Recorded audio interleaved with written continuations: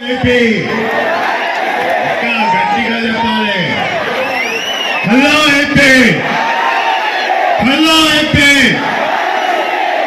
ఈ శబ్దం మన పవన్ అన్నకి కూడా వినిపించేలా చెప్పాలి. Hello AP, hello AP. ఇక్కడికి విచ్చేసిన రామచంద్రపురం తెలుగుదేశం, జనసేన, బీజేపీ కుటుంబ సభ్యులందరికీ కూడా పేరు పేరున నమస్కారాలు తెలియజేస్తున్నాను. మీరందరూ సుమారు 5 సంవత్సరాలు వేచి చూశారు. ఈ కూటమి రేపన్నాడు అధికారంలోకి రాబోతుంది అనేది ఈ సభాముఖంగా మీ అందరికీ తెలియజేస్తున్నాను. మీరందరూ వేచి చూడాల్సింది సుమారు 18 రోజులు. ఆ రోజుని ప్రతి ఒక్కరు మీ ఓటు వినియోగించుకోవాలని ఈ సభాముఖంగా మీ అందరినీ కోరుకుంటున్నాను. ఎందుకంటే ఈ 5 సంవత్సరాలు మీరందరూ గమనించారు. మన అధ్యక్షుడు వారిని అందరినీ ఏ విధంగా అవమానించారో మీ అందరికీ తెలుసు. ఏ విధంగా మనందరూ మాట్లాడితే మన మీద కేసులు, ఏ విధంగా వారిని అవమానించారో మనందరికీ తెలుసు.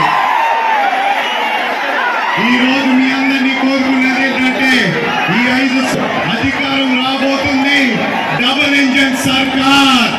మీ అందరినీ కోరుకునేది ఏంటంటే రేపు ఎమ్మెల్యే అభ్యర్థిగా వాసంశెట్టి సుభాష్ అది సైకిల్ గుర్తుకేసి మీరు ఆస్వాదించాలి. అలాగే ఎంపీ అభ్యర్థిగా నేను బాలయోగ్ గారి అబ్బాయిని అది కూడా సైకిల్ గుర్తుకేసి మీరందరినీ ఆస్వాదించమని మిమ్మల్ని కోరుతున్నా. ఎందుకంటే మా నాన్నగారు జిఎంసి బాలయోగ్ యాదవ్. మీ అందరికీ తెలుసు ఏ విధంగా మీ అందరితో కలిసి నడిచారో అదే విధంగా మీ అందరితో కలిసి నడుస్తానని ఈ సభాముఖంగా మీ అందరికీ తెలియజేసుకున్నా. ఆనాడు మా నాన్నగారు ఆశయాలు, ఆయన అనుకున్న కోనసీమ జిల్లా అభివృద్ధి, లేకపోతే కోనసీమ జిల్లా రైల్వే లైన్ అయినా సరే ఖచ్చితంగా ఆ రైల్వే కూతని మీ అందరికీ వినిపిస్తానని ఈ సభాముఖంగా మీ అందరికీ తెలియజేసుకున్నా. మీ అందరికీ మరొక విషయం తెలియజేసుకోవాలి. ఇంకా పవన్ అన్న రావడానికి ఇంకా సమయం ఉంది కాబట్టి అన్న ఆ రోజుని ఆయన అమలాపురం పార్లమెంట్ లోని నియోజకవర్గంలో ఆయన మాట్లాడడం జరిగింది.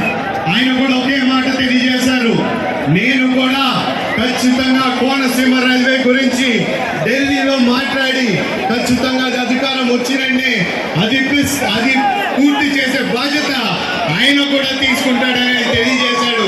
దానికి మన పవన్ అన్నకి ప్రత్యేక ధన్యవాదం తెలుపుకుంటూ, అలాగే మీ అందరూ ఈ 18 రోజులు మీరు ప్రతి చోటకి మీరు వెళ్ళాలి, ప్రతి ఇంటికి వెళ్ళాలి, మన ఉమ్మడి మేనిఫెస్టోని మాట్లాడాలి. రేపు ఏ విధంగా ఈ ఎన్డీఏ ప్రభుత్వం సంక్షేమమైన, అభివృద్ధి అయినా, ప్రతి కులం అయినా, ప్రతి యువత